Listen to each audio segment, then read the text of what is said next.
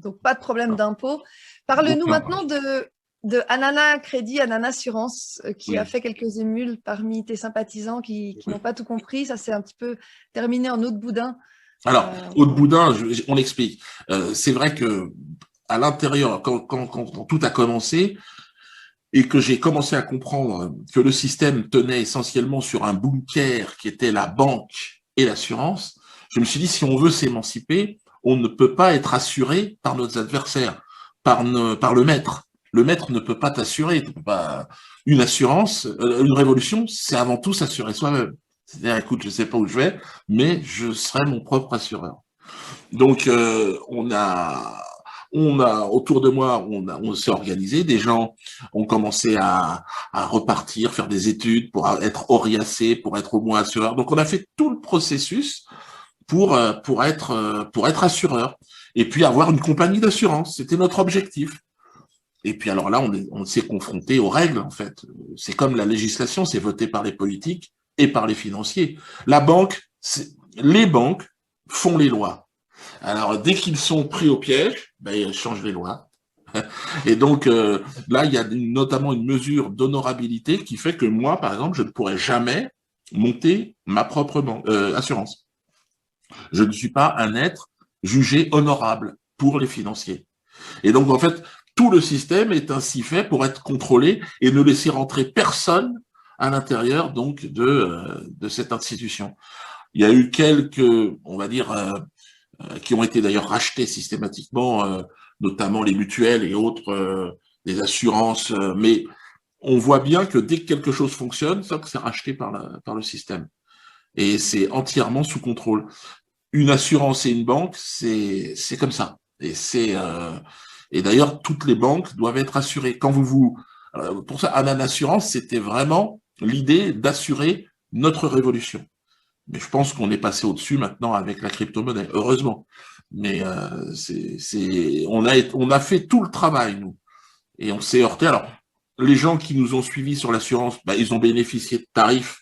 Comme on était nombreux, on s'est fédérés. Donc, on était dans l'intermédiation, c'est-à-dire qu'on a réussi à négocier des contrats plus intéressants. Donc, les gens payaient moins cher. Donc, voilà, au pire, les gens ont payé moins cher leur assurance. Mais on s'est aperçu qu'à un moment donné, on était face à un mur, une porte blindée. Voilà. Comme pour Anana Crédit. Anana Crédit, c'est la loi. Les banques ont fait des erreurs. Donc, au départ, on gagne contre les banques. Et puis ensuite les banques, ils vont faire changer la loi. Ou alors, ils vont peser sur une jurisprudence en cours de cassation, qui fait qu'ils vont avoir des décisions plutôt intéressantes pour eux. Et donc, là, la Cour européenne, récemment, a donné raison, et on est revenu, en fait, au même moment, point de départ de l'Anana Crédit, c'est-à-dire que les TEG, les taux, doivent être justes. Ils ne pouvaient pas appliquer des taux comme ils l'ont fait, qui étaient des taux erronés, arrondis. C'était pas possible, ils n'avaient pas le droit. Et voilà, les banques ont les moyens de faire traîner la procédure et d'aller jusqu'à la Cour européenne. Donc beaucoup de gens alors en plus de ça, il y a eu dans cet accident, on va dire, qui est le TEG, cet accident économique, parce que c'est une erreur que les banques ont faite et qu'elles continuent à faire pour certaines banques. Et elles auraient dû être condamnées. Elles l'ont été à un moment donné, et puis à un moment donné, le politique s'est mêlé de tout ça. Et donc, ceux qui m'ont suivi sur Anana Crédit, on est tombé en plus sur quelques voleurs, parce qu'il y avait des gens derrière qui sont partis avec la caisse, d'autres des avocats qui se sont désengagés, mais au fond, on avait raison. Et donc, encore une fois, sur ce combat à Anana Crédit et du TEG, ils se sont défendus malhonnêtement. Ils se sont défendus en jouant évidemment de leur pouvoir absolu sur le politique, sur la législation. Et ils ont quand même perdu. C'est ça qui est fou. C'est-à-dire que tous ceux qui avaient des dossiers éligibles pour être, aujourd'hui, ils sont fatigués. Parce que la plupart, moi le premier, hein, j'ai un dossier, et alors, ça traîne. Finalement, les personnes flouées vont être remboursées ou pas? Oui, je pense, mais j'attends moi aussi, puisque j'en fais partie. Moi, Exactement. je n'ai pas touché un centime dans cette affaire. Voilà. Donc, c'est facile pour moi, si vous voulez, de m'expliquer. Quand je disais tout à l'heure, en pleine et en totale vérité, je n'ai rien à me reprocher, puisque je n'ai pas touché un centime dans cette affaire. Donc, mais Tu peux parler. sur le Ouais. papier, c'était extraordinaire. C'était vrai. Comment font les banques? Les banques sont tellement hautaines et arrogantes et sûres d'elles-mêmes, elles se laissent même condamner, font appel, puis elles laissent traîner. Ça prend un temps fou, et puis elles font pression sur les politiques, et puis sur les juges, parce qu'il faut voir aussi l'ingérence aujourd'hui du monde financier dans la justice. Bon, voilà. Et au niveau des assurances, c'est le même phénomène, d'après ce que j'ai compris. Oui, Tu as les travaillé avec des assurances. assurances qui t'ont Ouais, failli. non, mais les assurances, il n'y a pas eu de problème, puisque les gens qui sont passés par Anna Assurance ont obtenu des tarifs plus intéressants. Donc, bon, pour eux, ça a pas changé leur vie. Non, c'est surtout le problème, il est intervenu sur Anana Crédit, où là, c'était l'idée d'aller récupérer, hein, puisqu'il y avait un TEG qui était erroné, aller récupérer la différence. Et là, les procédures qui se sont mises en place se sont heurtées, elles aussi, à des manœuvres politiques malhonnêtes de la part des banques, des banquiers qui sont que des gangsters, en fait. Hein. Ils sont des braqueurs de banques. Et là, il est question qu'ils braquent maintenant l'épargne des Français. Ils l'ont prévenu. Ils ont dit, bon, on va commencer à... C'est-à-dire que vous travaillez, vous épargnez, vous mettez un peu de côté pour vos enfants, pour vos vacances, pour les études des enfants.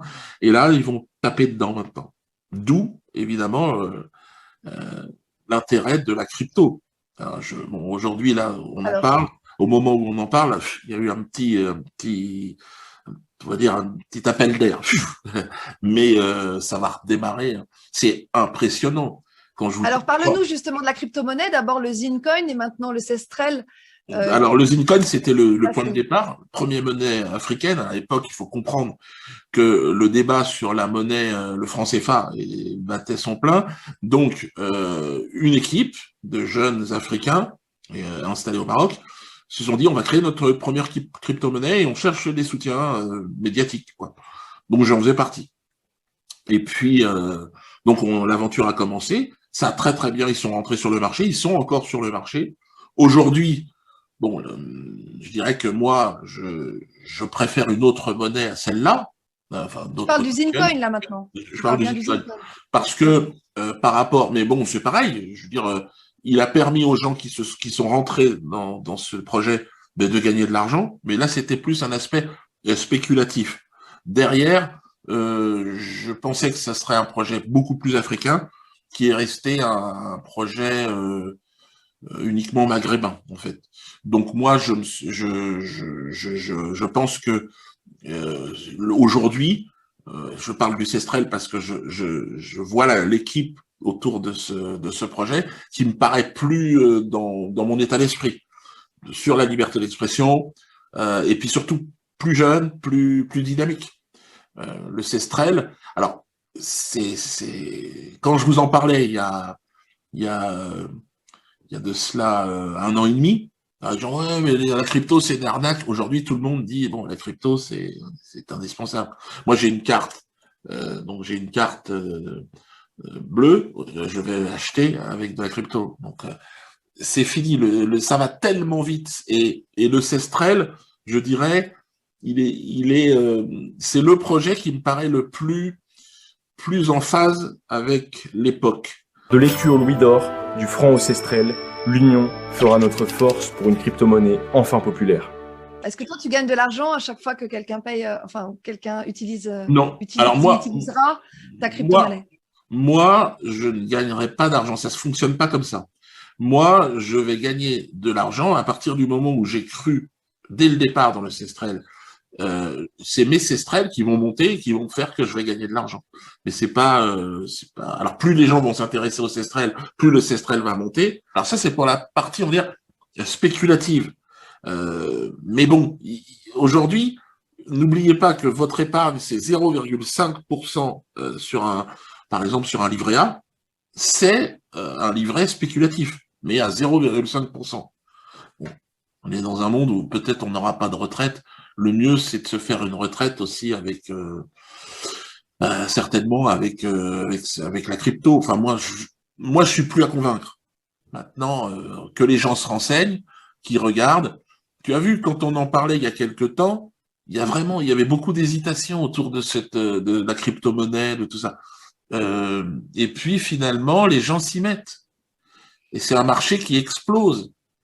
Alors, évidemment, comment vont faire les banques? Ceux qui sont les gardiens du temple, du dollar et de l'euro, comment ils vont faire? Parce que eux, c'est une monnaie qui est multipliable à l'infini, contrairement au Cestrel. Il y a un nombre défini de jetons, il n'y en aura jamais plus.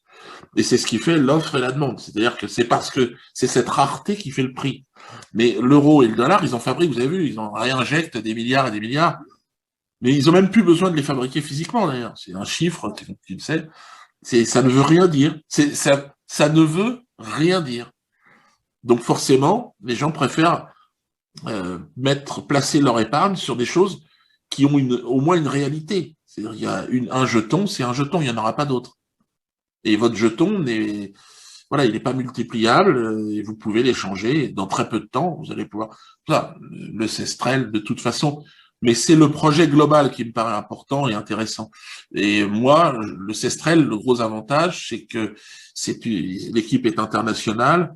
Une partie se trouve donc dans des pays où ils sont complètement déconnectés de tout. C'est-à-dire ils ne peuvent pas subir l'influence, on va dire, des politiques, parce que c'est ça la difficulté des crypto-monnaies. C'est-à-dire que bon, s'ils peuvent pas rentrer par la porte, ils rentrent par la fenêtre de la politique ou des pressions et autres. Le Cestrel, c'est la seule monnaie qui est absolument inatteignable. C'est ça que j'aime bien. D'accord, donc espérons pour ma part, espérons que ce soit pas seulement un objet spéculatif, mais aussi un moyen de transaction et d'émancipation, puisque c'est comme ça que tu nous c'est ça. présentes. Mais tu as raison, mais en même temps, tu as raison. En même temps, il faut arrêter, je pense, avec cette relation avec l'argent, avec la spéculation, parce que on est entouré de spéculateurs, on est les esclaves de spéculateurs qui aujourd'hui, eh bien, spéculent à travers notamment des vaccins, des tests PCR, et tout n'est que spéculation. À partir du moment où on représente, on a la possibilité de les combattre sur ce terrain-là, on va se libérer. Après, je vois ce que tu veux dire, c'est-à-dire que mettre l'argent au centre de tout, non, l'argent, ça sent la mort aussi, c'est sûr. Ça sent, mais c'est un outil. Il faut le prendre comme ça. Et puis, je pense qu'il faut les toucher là où ça leur fait le plus mal, c'est-à-dire la valeur de l'euro et du dollar. C'est en fait tout cet empire ne tient que là-dessus. Et ils s'achètent d'ailleurs les vaccins et les doses en euros ou en dollars, pas en crypto-monnaie. C'est leur principal outil d'asservissement, donc c'est vrai que si on peut s'en émanciper, ce sera une bonne chose. Espérons aussi que la cyberattaque prévue par Klaus Schwab, qui consiste en une coupure d'électricité et des réseaux Internet, n'empêche pas justement ce projet de crypto-monnaie de continuer à prospérer. C'est la seule. C'est important ce que tu dis. Et d'ailleurs, il y a des clés maintenant. Vous pouvez tout stocker sur une clé. C'est quand même mieux quand même. Soyez prudents. Mais même si c'était le cas, si vous voulez, ça voudrait dire que les gens paieraient plus d'impôts, puisque tout passe maintenant par ce système-là. Toutes leurs sociétés, Amazon, Google, seraient débranchées. Ils n'auraient plus le lien, on va dire, de la propagande. C'est-à-dire qu'ils ne pourraient plus... Ça me paraît très, très, très compliqué aujourd'hui pour eux de couper ou de scier la branche sur laquelle ils se sont assis. Absolument. Revenons un petit peu sur la Palestine et le million que tu aurais promis, parce que ça, j'ai beaucoup entendu parler de ce million. Non, ça, tu sais, ça, c'est vraiment extrêmement malhonnête. Je me suis jamais abaissé même à répondre à ce genre de malhonnête. C'est le moment. Non, mais je vais le faire parce que c'est toi, mais en fait, d'où vient cette rumeur?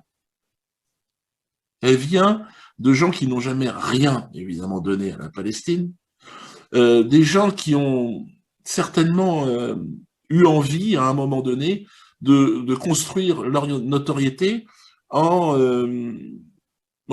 essayant d'insulter les autres, ou d'essayant de ternir l'image, de salir, en fait. 1 million à la Palestine. Alors, on me dit, Dieudo, t'avais promis 1 million à la Palestine. Alors, je sais pas d'ailleurs qui a dit ça. Je sais pas s'ils ont écouté ce que j'ai dit, parce que moi, au moment où on a créé Ananas Assurance, je me suis dit, ce serait extraordinaire, en plus, que nous ayons la possibilité de faire des bénéfices. Et si nous étions des millions, eh ben, on pourrait donner 1 million à la Palestine.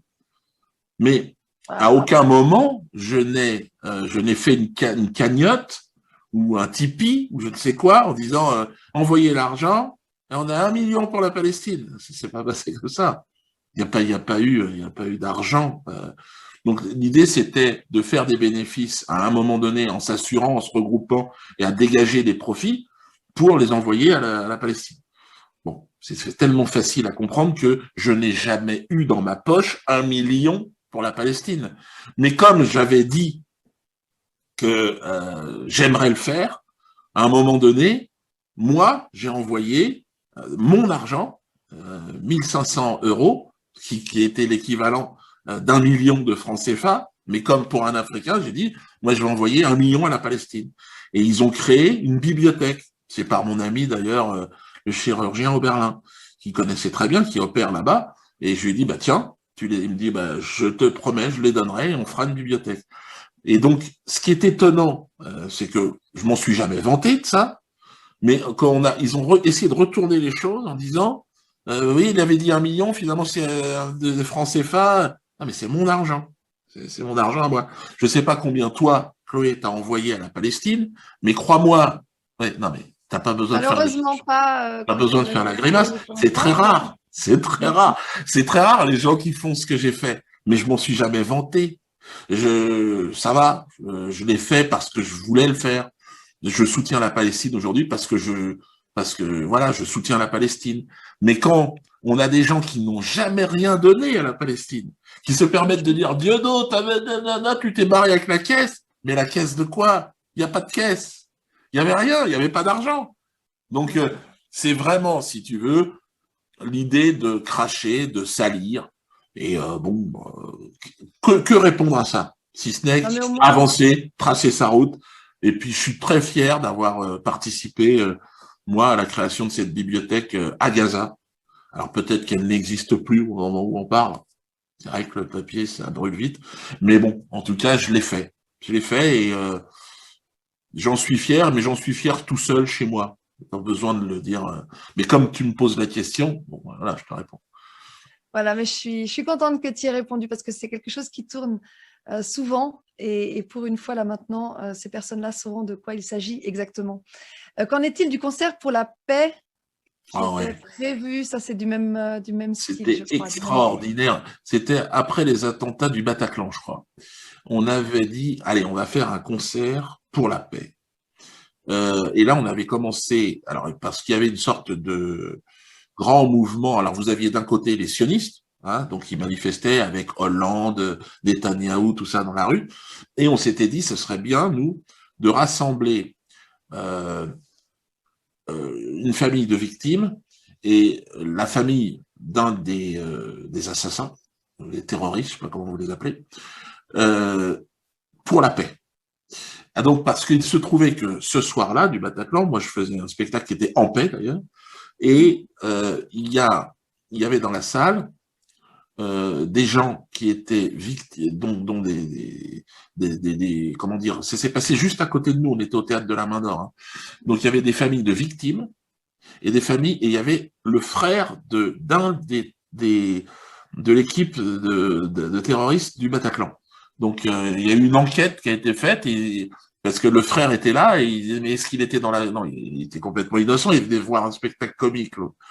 Et mais bon, il y avait quand même eu une enquête et tout ça, et donc le gars était venu nous raconter. Et on s'était dit ce serait extraordinaire parce que il y avait aussi des gens qui avaient perdu au Bataclan et qui étaient dans la salle.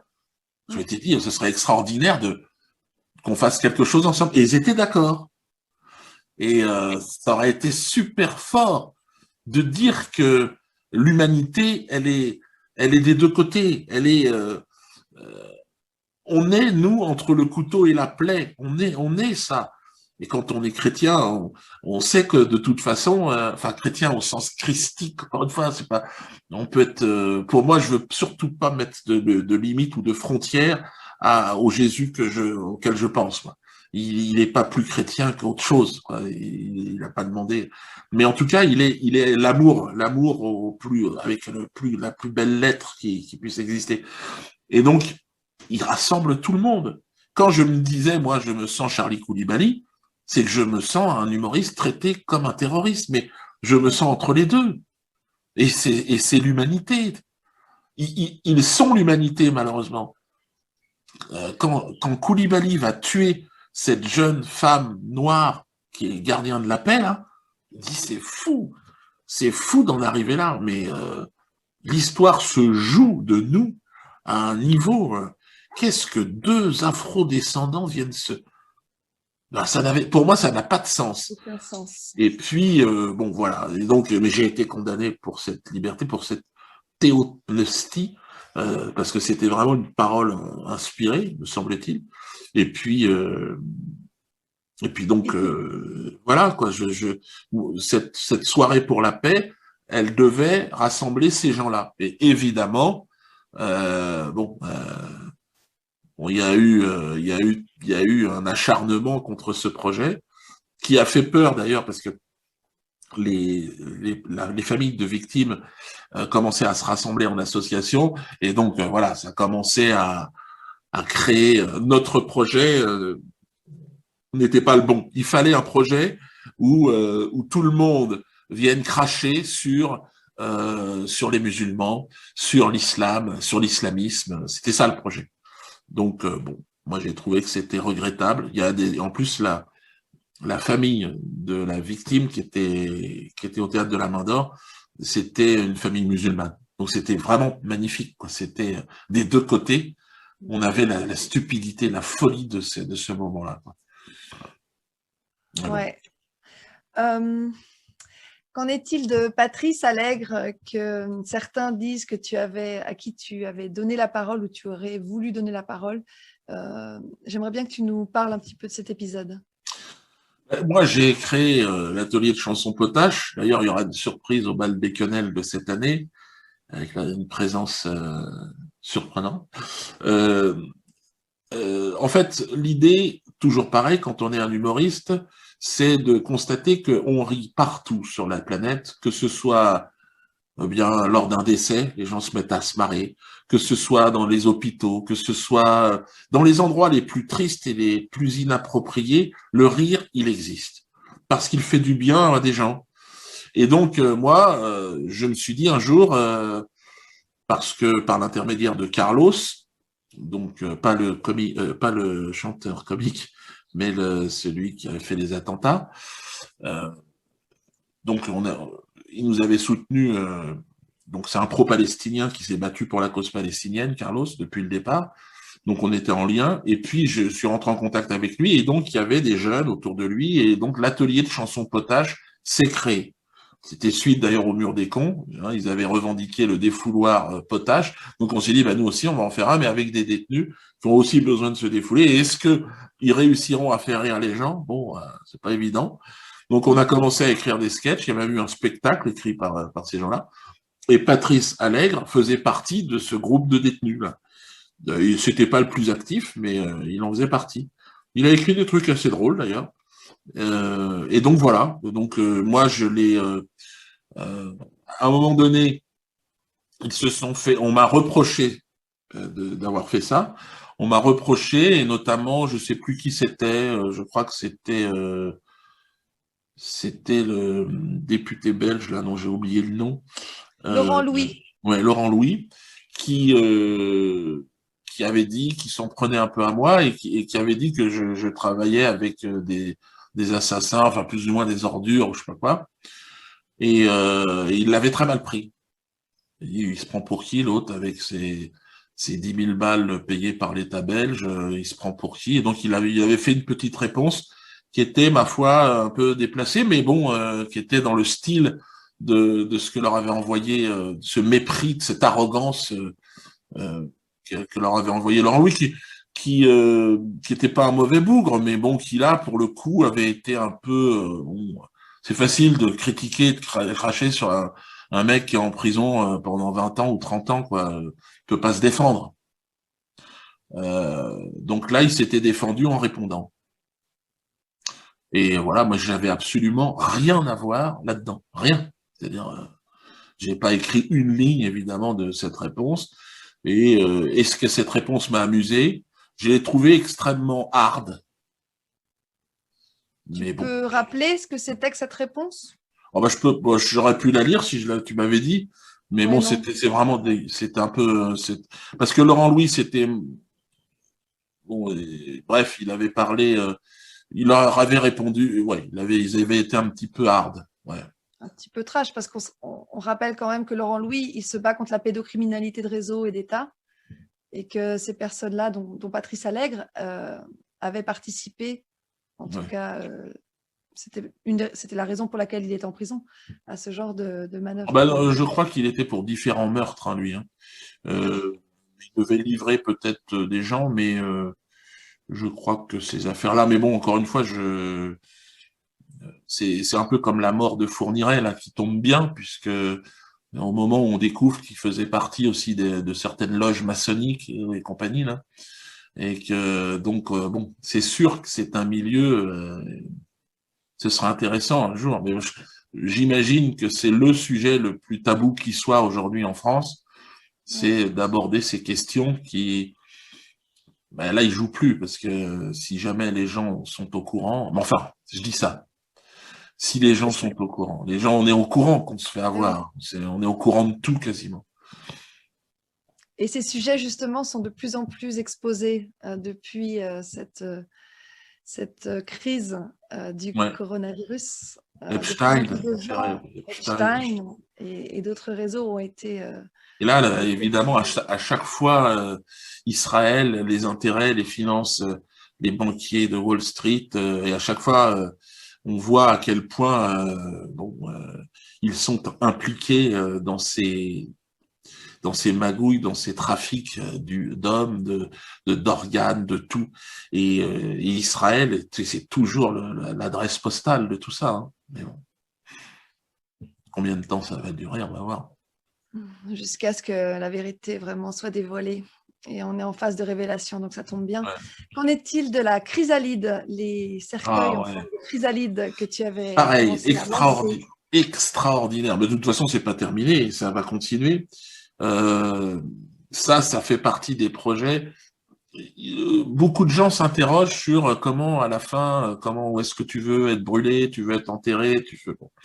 Moi, j'ai été confronté à ces choix-là pour des proches, et puis un jour, je me suis dit, mais moi personnellement, comment? Alors j'ai pensé au cocon et à la chrysalide, et je me suis dit, c'est formidable parce que c'est étonnant de voir comment ça fonctionne, cette petite chenille qui crée la chrysalide et qui va se transformer en papillon. Et j'ai trouvé que les boîtes dans lesquelles on nous enfermait manquaient de sens. C'est une boîte qui enferme, qui ne laisse pas aux autres, aux témoins vivants de ces obsèques, quoi. Ça leur laisse pas l'image d'une étape. Et moi, je trouvais que c'était, voilà, donc c'est une réflexion poétique qui est devenue, en discutant avec des ingénieurs, qui est devenue une réalité, parce qu'il fallait réussir à faire cette forme en bois, parce qu'il fallait respecter évidemment c'est-à-dire il fallait que ça pouvait pas être en plastique dans mon esprit ou en carton.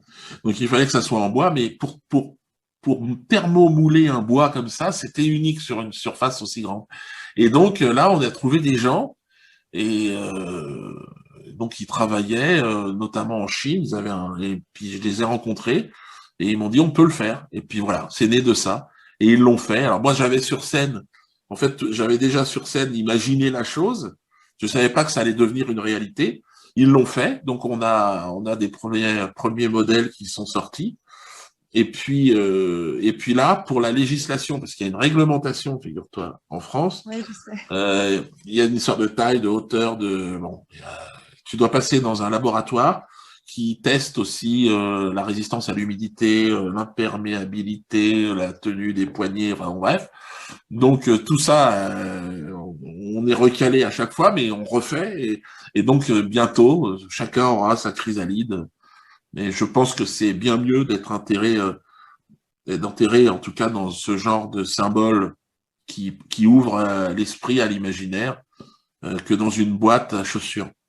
Donc, quand la chrysalide aura passé le contrôle technique, C'est on pourra ça, commander c'est les ça. boîtes. Mais il y en a déjà hein, pour les autres pays, mais pour la France, il faut passer toutes ces étapes de labo, enfin, les cols employés, les peintures, enfin bon, en tout cas, la chrysalide a fait son entrée dans un salon du funéraire là, et c'était l'attraction. Tout le monde en voulait. Donc ça prouve bien que dans ce monde figé, dès que vous y apportez un peu de poésie, un peu de sens et un peu de beauté, en fait, tout de suite, ça fonctionne. Donc la Absolument. chrysalide, c'est sûr, ça fait partie des entreprises qui vont se créer là et qui vont très très bien marcher.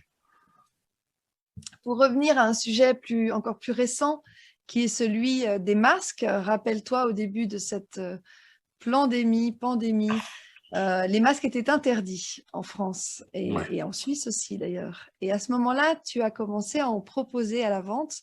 Oui. Ils étaient, je Alors, crois, fabriqués c'est en pas moi, Chine. c'est pas moi directement, parce que il se trouvait que j'en avais besoin. Moi, j'en avais besoin parce que, en fait, pourquoi pour moi? Déjà parce que c'était interdit. Parce qu'à partir du Voilà. moment où c'est interdit et que c'est réservé uniquement, c'était réservé, tous les masques en France étaient réservés pour l'État, en fait. Et pourquoi nous, on est de la merde?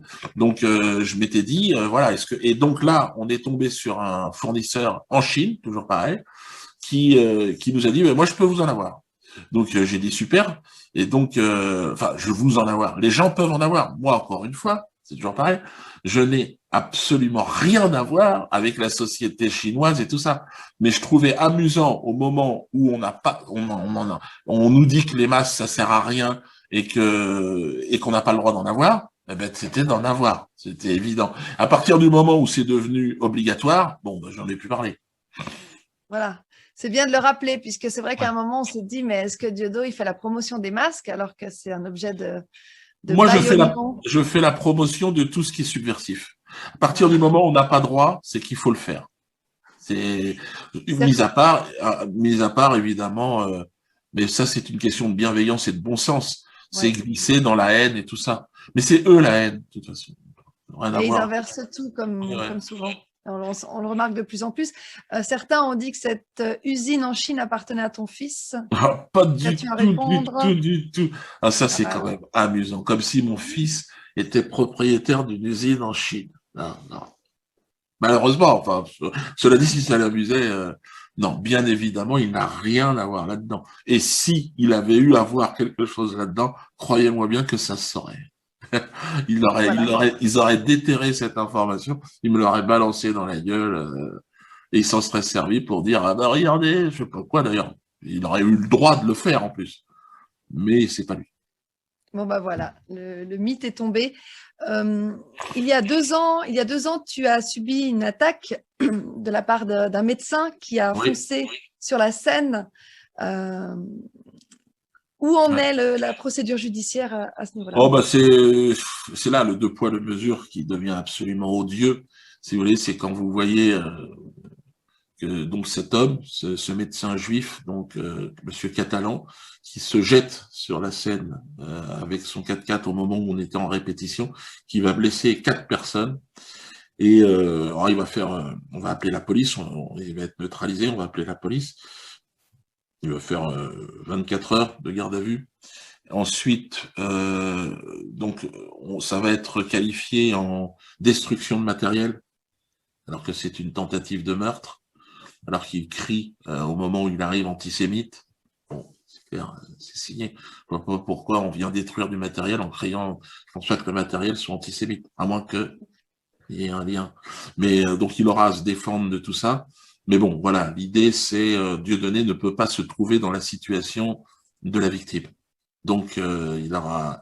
Et là, tout le système, en plus de ça, j'ai l'impression, franc-maçon et compagnie, s'est mis autour de ça. Donc là, il y a quand même une instruction qui est ouverte auprès d'un juge d'instruction, hein, pour tentative de meurtre. Donc voilà, la justice, elle est aujourd'hui face à un débat, mais qui est hallucinant.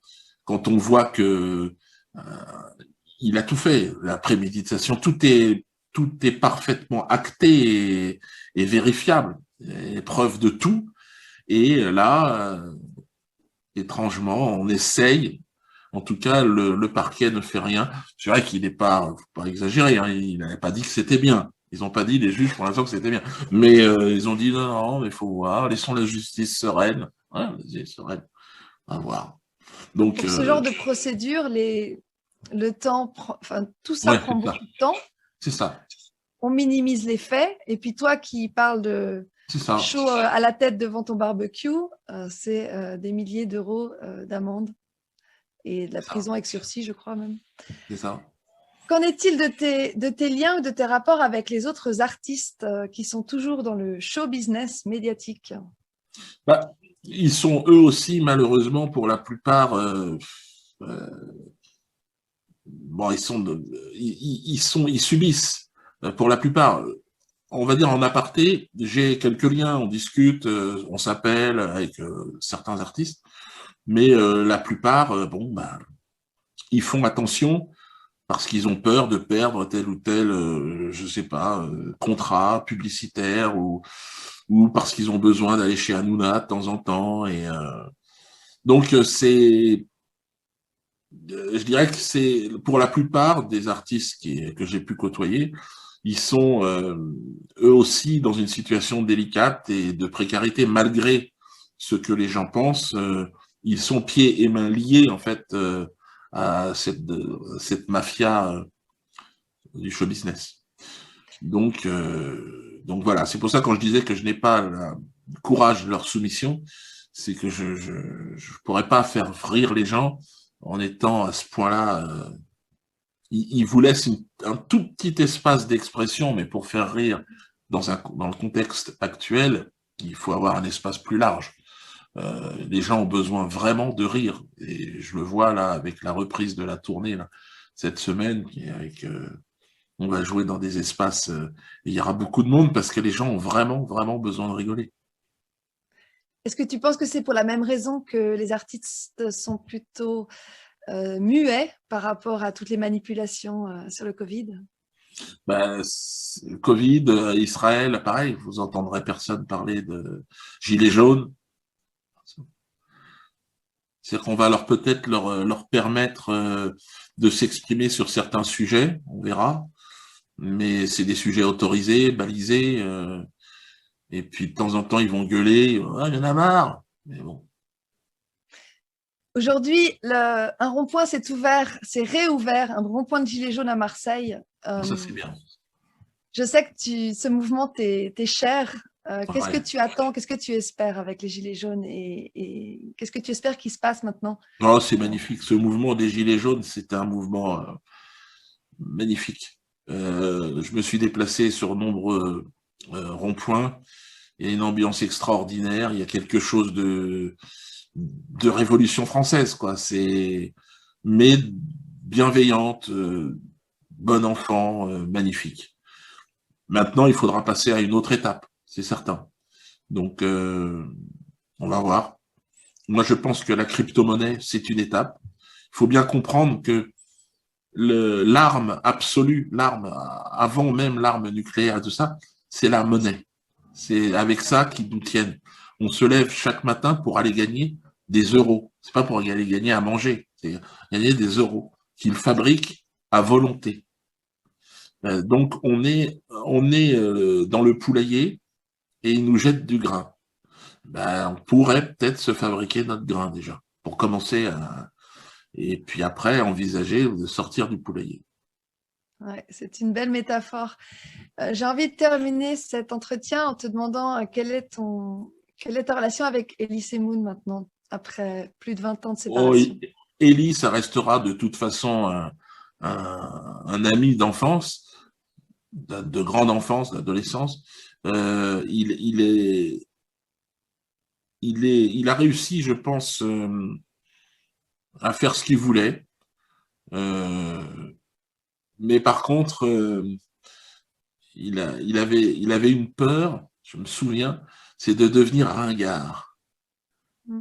Et j'ai l'impression qu'il s'est focalisé sur cette peur et que quelque part, il est pas loin de tomber dans le piège, dans cette crainte absolue qu'il avait.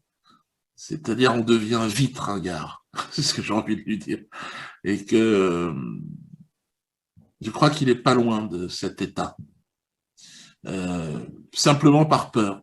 Parce que autrement, c'est quelqu'un, s'il était resté en risque, s'il était resté du côté de la création, qui avait, c'est sûr, un talent important. Donc, je regretterais qu'il se soit finalement laissé éblouir, aveugler par ses peurs, les peurs d'être un ringard et puis finalement de le devenir. En fait, on voit que c'est toujours cette histoire de peur qui est au centre de nos décisions, encore plus en ce moment. Ouais. Est-ce que tu as un message à donner à tes collègues, aux artistes, ceux que tu connais? Je pense qu'ils savent très bien qu'il faut s'amuser et qu'à partir du moment où on s'amuse plus, bon, là, ça devient, il faut peut-être essayer de trouver autre chose et laisser la place aux jeunes, quoi. Euh, moi, je me suis bien amusé et je continue à m'amuser. Et puis là, bientôt, je vais faire autre chose dans un autre endroit et j'aurai pas de regrets. Je me serais vraiment, vraiment bien amusé. Euh, J'aurais pris vraiment du bon temps sur scène, un espace extraordinaire, magique, unique, merveilleux. J'ai eu cette chance. Et je pense que dans les prochaines choses que j'aurai à faire, j'espère que je trouverai le même espace d'expression, mais autrement, quoi. Et puis, donc les jeunes humoristes, à vous de jouer maintenant. Mais c'est vrai que c'est une autre époque. Elle est formidable. Vous êtes indispensable, je dirais aux jeunes humoristes, vous êtes indispensables à cette époque. Mais allez-y, bossez, quoi. C'est-à-dire, n'ayez pas peur de déplaire au maître. Voilà, ben, je te remercie infiniment, Diodo, pour ce message de paix, d'alignement, de liberté, d'honnêteté. Je te remercie pour ta franchise. J'espère que ton message permettra de donner du courage à ceux qui en manquent Oui. et nous permettra de sortir de ce piège dans lequel on est depuis maintenant 1 an et 2 mois. Et que nous aurons le plaisir de te revoir sur scène bientôt lors de Oui. cette tournée que tu recommences. Je te Mais souhaite. merci à toi et bon courage. Merci. Et puis bah, super, on va peut-être te revoir sur Canal+, alors. On Ouais, verra. Ouais. on va voir, mais oui, oui. C'est une idée qui Ouais, ouais, qui fait son chemin. est tout à fait envisageable. Je te remercie encore. Merci à tous ceux qui nous ont écoutés. Et puis, espérons que tous les mensonges qui ont été dits depuis bien trop longtemps soient maintenant débunkés et que vous Ouais. pouvez désormais vous faire votre propre idée sur le personnage par vous-même, en venant l'aborder, puisque Diodo est quelqu'un de très accessible, et en venant regarder ses spectacles.